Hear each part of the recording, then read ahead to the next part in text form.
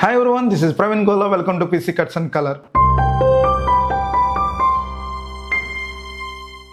So ఈరోజు మన వీడియోలో ఎడిటింగ్కి అండ్ కలర్ గ్రేడింగ్కి ఎలాంటి సెటప్ ఉంటే బాగుంటుందో చూద్దాం. Let's get into the video.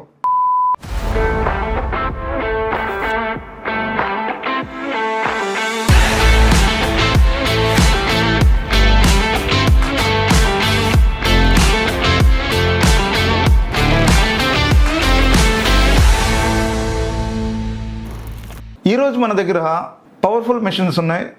i9 ఒకటి అండ్ AMD ఒకటి and Mac mini M4, MacBook Pro M5. So ఇందులో ఏది బెటర్గా ఉంటుంది అనే దాని గురించి మనం చూద్దాం. ముందుగా అయితే i9 గురించి చూద్దాం. i9కి వచ్చేసరికి ఇంటెల్ కోర్ తోటి Ultra 9 285K ప్రాసెసర్ తోటి 32GB RAM and RTX 4070 12GB graphic card, Premiere ప్రోకి అండ్ ఆఫ్టర్ ఎఫెక్ట్స్కి అండ్ DaVinci రిజాల్వ్కి అండ్ ఇంకా కొన్ని 3D సాఫ్ట్వేర్కి కూడా ఇది బాగా యూజ్ అవుతుంది. అండ్ ఈ సిస్టమ్ లేటెస్ట్ జనరేషన్ హార్డ్వేర్తో వచ్చింది.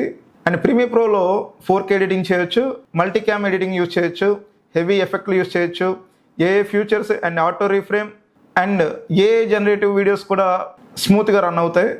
అండ్ DaVinci రిజాల్వ్కి వస్తే ఫ్యూజన్ ఎఫెక్ట్స్ కూడా దీనిలో బాగా యూజ్ అవుతుంది. అండ్ మోస్ట్లీ నాయిస్ రిడక్షన్ వేసినప్పుడు అట్లీస్ట్ మనకి వీడియో కూడా ప్లే అవ్వదు, బట్ ఇందులోకి వచ్చేసరికి వీడియో కూడా చాలా స్మూత్గా ప్లే అవుతుంది. అండ్ కలర్ గ్రేడింగ్ అయితే చాలా ఫాస్ట్గా ఇది పెర్ఫార్మెన్స్ అయితే ఇస్తుంది.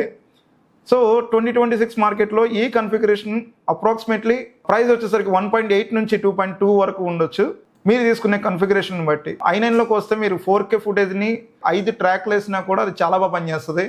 అండ్ మోస్ట్లీ ఆఫ్టర్వర్డ్స్ దగ్గరకు వచ్చేసరికి మీకు ట్రాకింగ్ కానీ 3D కానీ అండ్ ఏ సంబంధించిన ఫ్యూచర్స్ కానీ అవన్నీ కూడా చాలా బాగా పనిచేస్తాయి. RTX 4070 గ్రాఫిక్ కార్డ్ యూజ్ చేయడం వల్ల ఆఫ్టర్వర్డ్స్లో యూజ్ చేసే ప్రతిదీ ప్లగ్ఇన్ కానీ చాలా స్పీడ్గా రన్ అవుతుంది. అండ్ రెండర్ కూడా చాలా స్పీడ్ ఉంటుంది. 3D దగ్గరికి వస్తే 3D రెండర్స్ కూడా చాలా స్పీడ్గా పనిచేస్తాయి. అండ్ ఇది మోస్ట్లీ ఎవరికి యూజ్ అవుతుందని అంటే 4K వీడియోస్ ఎడిట్ చేసే వాళ్ళకి, ఇంకా ఎక్కువ వర్క్ చేసే వాళ్ళకి ఆఫ్టర్వర్డ్స్లో కానీ అండ్ 3Dలో కానీ ఎక్కువగా వర్క్ చేసే వాళ్ళకి ఇది బాగా యూజ్ అవుతుంది. వాళ్ళ కోసం అయితే ఇది రికమెండ్ చేస్తున్నాను.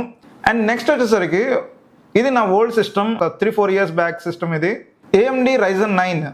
ఇది ఇప్పటికీ ఇండస్ట్రీలో అయితే దీన్ని బీస్ట్ అని చెప్పొచ్చు. ఇప్పటికి కూడా ఇండస్ట్రీలో చాలామంది బాగా యూజ్ చేస్తున్నారు. Especially afterwards and rendering and multi టాస్కింగ్లో చాలా స్ట్రాంగ్గా ఉంటుంది. మోస్ట్లీ దీన్ని యూజ్ చేయడానికి రీజన్ ఏంటంటే ఆఫ్టర్వర్డ్స్, బ్లెండర్ అండ్ మాయా వీటిలో దీని పర్ఫార్మెన్స్ అయితే చాలా స్పీడ్ ఉంటుంది. సో దానికోసం అయితే దీనిలోకి వస్తారు. సో VFX చేసే వాళ్ళ కోసం దీన్ని అయితే రికమెండ్ చేయొచ్చు. ఎందుకంటే మంచి బడ్జెట్లో మంచి ప్రైస్లో AMD సిస్టమ్ అనేది మనం బిల్డ్ చేసుకోవచ్చు. ర్యామ్ కూడా 64GB దాకా యూజ్ చేసాం. రెండర్ చేసేటప్పుడు చాలా స్పీడ్గా పనిచేస్తుంది అది. అండ్ DaVinci రిజాల్వ్లో కూడా మంచి ఏఏ ఫ్యూచర్స్ అన్నీ కూడా చాలా బాగా వర్క్ అవుతుంది. ప్లేబ్యాక్ అనేది కూడా చాలా స్పీడ్గా ఉంటుంది. అండ్ రెండర్స్ కూడా చాలా స్పీడ్గా అయిపోతాయి. ఇది వచ్చేసరికి అరౌండ్ ప్రెజెంట్ ఉన్న మార్కెట్ని బట్టి 1.5 to 1.78 వరకు ఉండొచ్చు. ఎందుకంటే ఇది నాది ఓల్డ్ సిస్టమ్. ఇది ఈ రెండు సిస్టమ్లు బాగానే ఉన్నాయి. ఇంత బడ్జెట్లో ఓకే బాగా పర్ఫామ్ చేస్తున్నాయి. అండ్ నెక్స్ట్ వచ్చేసరికి MacBook Pro M5 లేటెస్ట్గా వచ్చిన MacBook Pro. సో నేనైతే బేస్ వేరియంట్ తీసుకున్నాను. అన్ని విధాలా టెస్ట్ చేశాను. అండ్ రెండర్ స్పీడ్ చూశాను. అండ్ DaVinciలో ఎలా వర్క్ చేస్తుంది వాటి గురించి కూడా చెక్ చేశాను. అండ్ ప్రీమియర్ ప్రోలో ఎన్ని ట్రాక్స్ వేసి ప్లే చేస్తే ప్లే అవుతుందో అది చెక్ చేశాను. 4K 10-bit ఫుటేజ్ని చెక్ చేశాను. అన్ని చెక్ చేశాను. దీని గురించి సపరేట్ వీడియో కూడా చేస్తాను. ఎడిటింగ్కి అండ్ కలర్ గ్రేడింగ్ చాలా బాగుంటుంది. అండ్ దీని డిస్ప్లే అయితే ఎక్స్ట్రాడినరీగా ఉంటుంది. అండ్ మీకు పోర్టబుల్గా అంటే బయటికి వెళ్ళినప్పుడు ఎక్కడన్నా వర్క్ చేయాలి అనుకున్నప్పుడు అయితే మీకు MacBook Pro బాగుంటుంది. అండ్ దీనికి నేను 2 మానిటర్లు కనెక్ట్ చేసి కూడా వర్క్ చేశాను. చాలా బాగా యూజ్ అవుతుంది. సో స్పీడ్ కూడా చాలా బాగుంది. i9తో పోలిస్తే ఇది ఇంచుమించుగా సిమిలర్గా ఉంటుంది. i9తో పోటీగా ఉంటుంది. ఇది దీనికి జస్ట్ కొన్ని సెకండ్స్ తేడాలో మాత్రమే రెండర్ స్పీడ్ అనేది ఉంటుంది.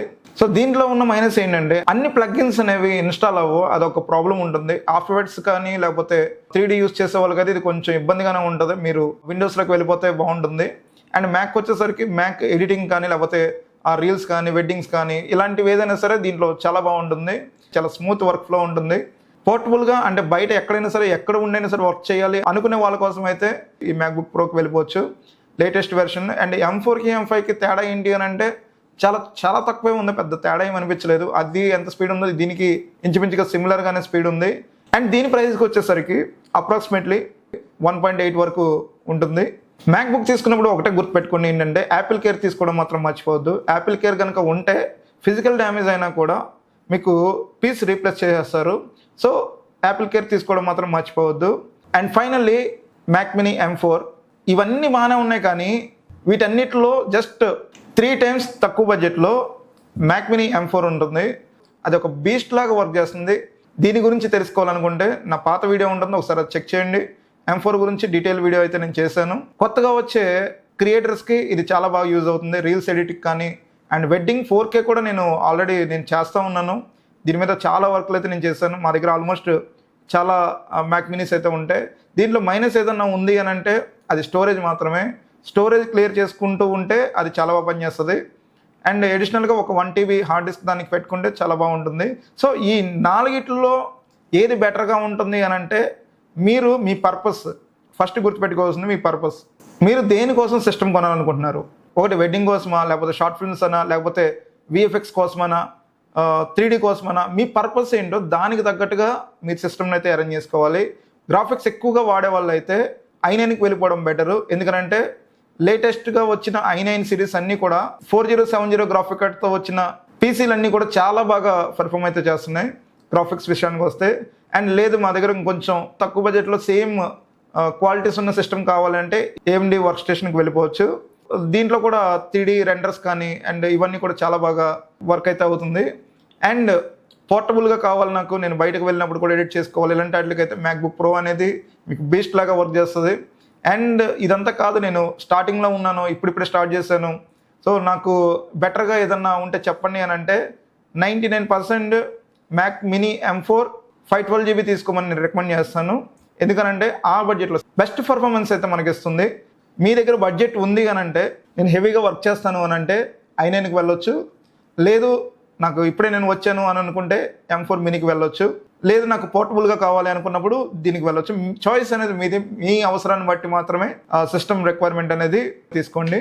ఇలాంటి మరిన్ని వీడియోస్ కోసం మన ఛానల్ అయితే సబ్స్క్రైబ్ చేసి పెట్టుకోండి.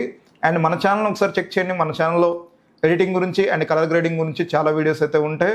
ఇంకా రెగ్యులర్గా నేను వీడియోస్ అయితే చేస్తూ ఉంటాను. ఇంకా మీకు ఎలాంటి వీడియోస్ కావాలో కింద కామెంట్ అయితే చేయండి. నేను ప్రతి కామెంట్ని చదువుతాను, ప్రతి కామెంట్కి నేను రిప్లై ఇస్తాను.